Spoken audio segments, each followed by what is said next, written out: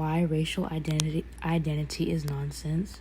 I'm going to give reasons why race isn't real, but despite my topic, I want to make sure that everyone understands that just because I feel like race is a tool doesn't mean that racism is fake. The racial classifications were allocated based on how we appear to others or how we identify ourselves, shape our daily lives, inspire hatred, dictate political decisions, and determine whether we live or die. These significant repercussions, on the other hand, are the product of relatively new theories based on flimsy logic and bad intentions. So in order to build my case, we need to start at the very beginning where the term race came about. A physician and scientist named Johann Friedrich Blumenbach created the 5 categories of race in the year 1776. In his book on the natural variety of mankind, he believed that out of all the 5 races that the Caucasian white race was the originator of races, and by his standards, that meant that everyone that was not white was to be seen as less than. So why did Americans embrace this idea from Johann Friedrich? Well, because Americans embrace the idea of race to make injustices feel okay. If whites were in their own group with scientifically proven distinctions, that would consider them being more superior. And as a result, they were able to defend their own rights and liberties while enslaving, excluding, and mistreating those who have been assigned to various ethnic groups. Examples of this are World War II and slavery. So the way we legally define different races in America can change on a whim, and it has. People of the Mexican heritage, for example, were considered white until the 1930 census revoked that status. Since then, their ethnicity, white or Hispanic, has shifted multiple times, usually according on what people thought about their role in labor or immigration at the time.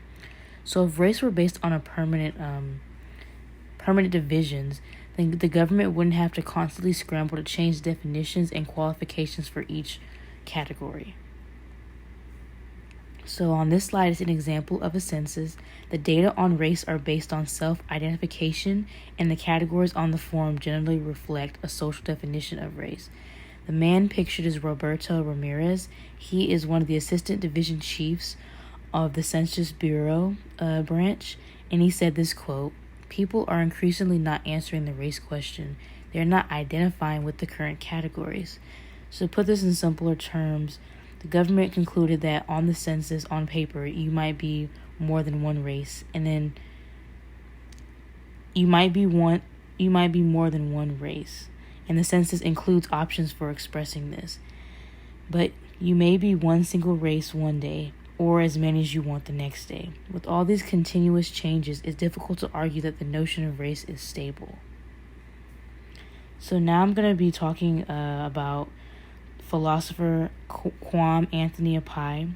His studies as a philosopher include African and African American cultural studies. And regarding the topic on race, he points out that biologically we are all the same. And that's what he's going to explain in this short clip.